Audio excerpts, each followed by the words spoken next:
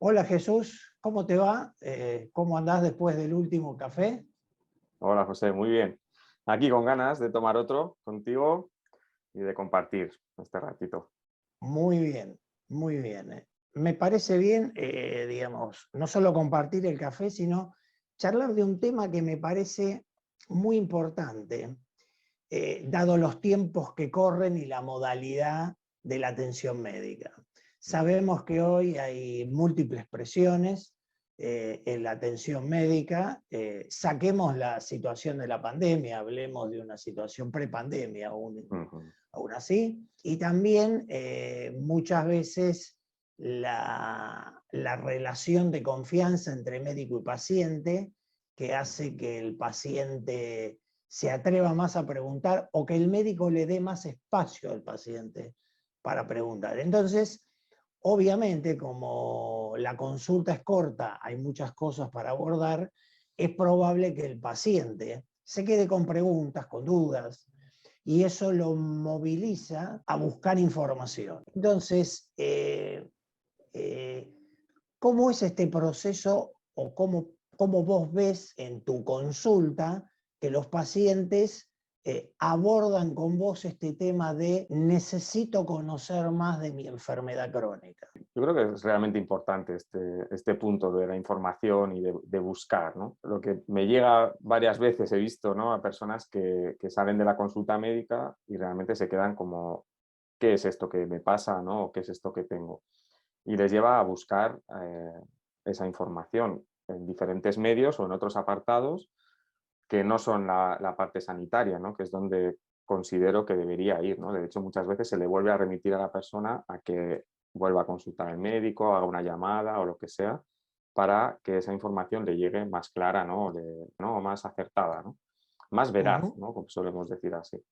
Entonces, muchas veces las personas buscan en sitios que no es precisamente el ámbito sanitario y claro, ahí llegan, la gente viene asustada a veces a la consulta, ¿no? En mi caso de psicología, porque han leído o han visto o han escuchado un montón de información que les, de alguna manera les sobrepasa, ¿no?, en un momento determinado. Y esto es importante porque tener una información veraz y sobre todo yo creo que ajustada, ¿no?, al momento que está viviendo la persona, al proceso que está viviendo en este momento, es algo muy importante que le va a ayudar además a no sobrepasarse, ¿no? Es otra manera de cuidarse, ¿no?, tener esa información Ujú. ahí de buena manera, ¿no? Absolutamente. Y ahora también hay otro tema junto con el que estás mencionando, que es partiendo de esta famosa expresión que no hay enfermedades sino enfermos, y esto es algo que tanto vos desde tu campo como yo desde el mío Mm. hemos vivido en innumerables oportunidades. Uno podría decir que hay aquellos pacientes que quieren saber más y aquellos que prefieren meter la cabeza en un agujero bajo tierra y decir, bueno, que la realidad me vaya mostrando qué es lo que va Mm. sucediendo. Entonces, creo que es muy importante, sobre todo desde tu función, ir un poco conteniendo y guiando al paciente al cuándo buscar información o cuándo no buscar información. Ujú. Entonces, me gustaría que me cuentes un poco tu experiencia con distintas enfermedades y con distintos pacientes respecto de este timing de la búsqueda. Eso es, ¿no? El timing, ¿no? Yo creo que es una palabra clave en esto, ¿no?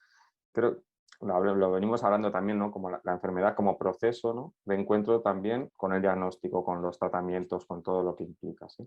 Entonces, este timing de cuando una persona busca o necesita saber más de lo que le está pasando, del proceso, del futuro también con su enfermedad, por ejemplo.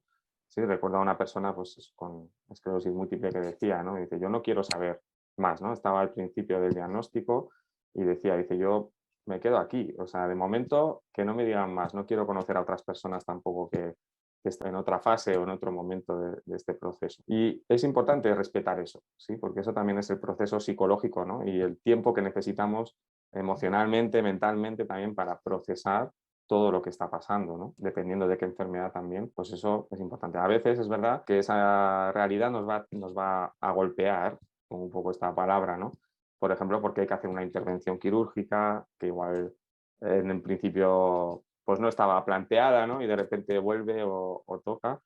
Y ahí la persona también se va a encontrar con una información de cómo va a ser eso, qué recuperación hay o cuál es el proceso que tiene que seguir, o un cambio de tratamiento que no está funcionando cuando había pensamientos y todo apuntaba que sí. Entonces, encontrarse con esos cambios también va a poner a la persona en ese proceso, ¿no?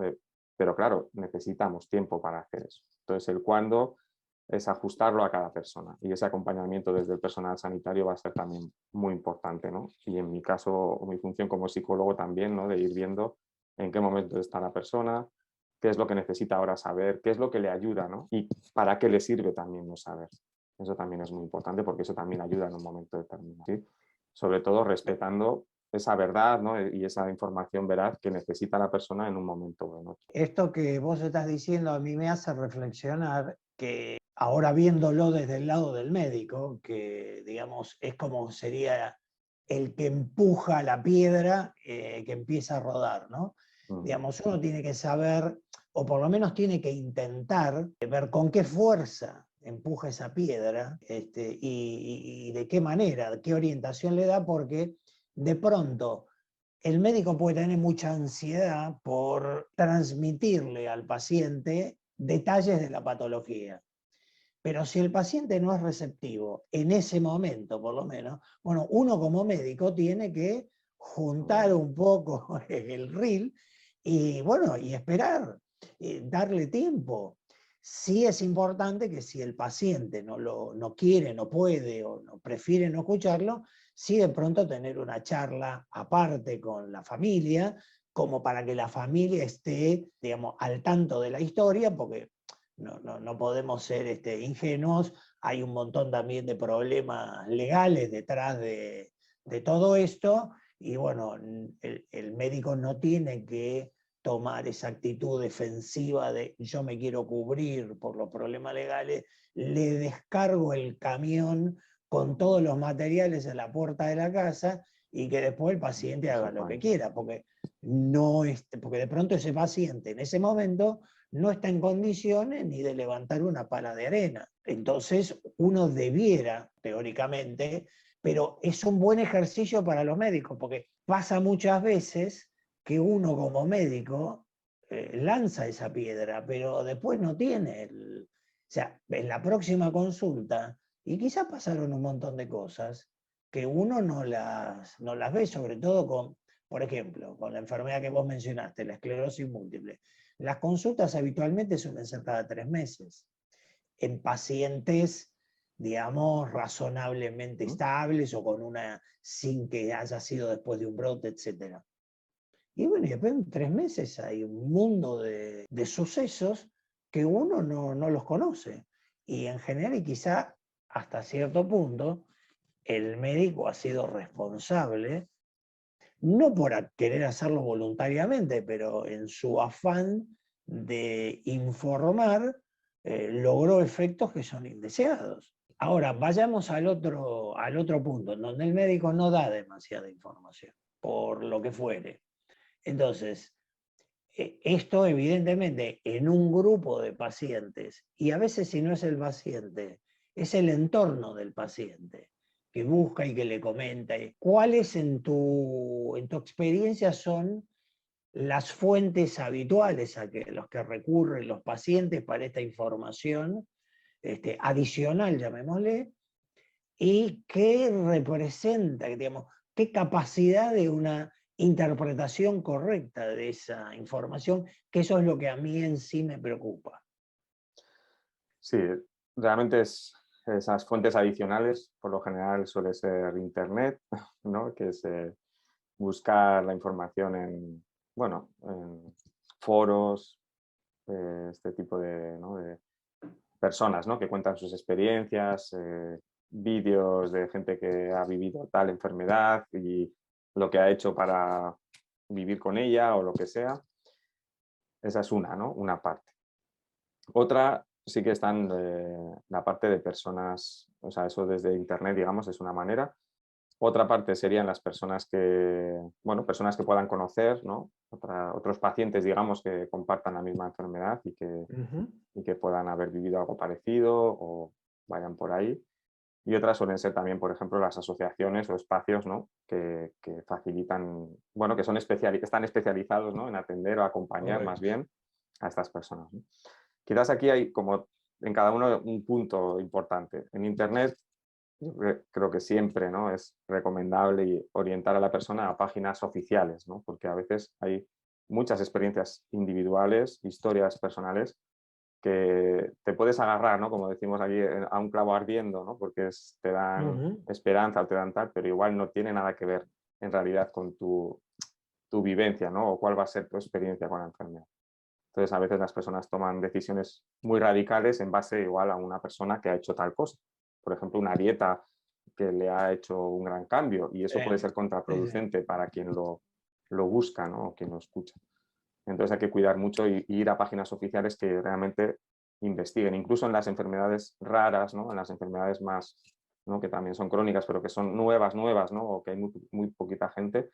Seguro que hay alguna investigación, algún espacio, algún momento que sea oficial, ¿no? y que pueda ayudar, ¿no? En cuanto a las personas o otros pacientes, ¿no? o personas que convivan, yo creo que es importante también que esas personas te puedan compartir su historia, pero que también escuchen la tuya, ¿no?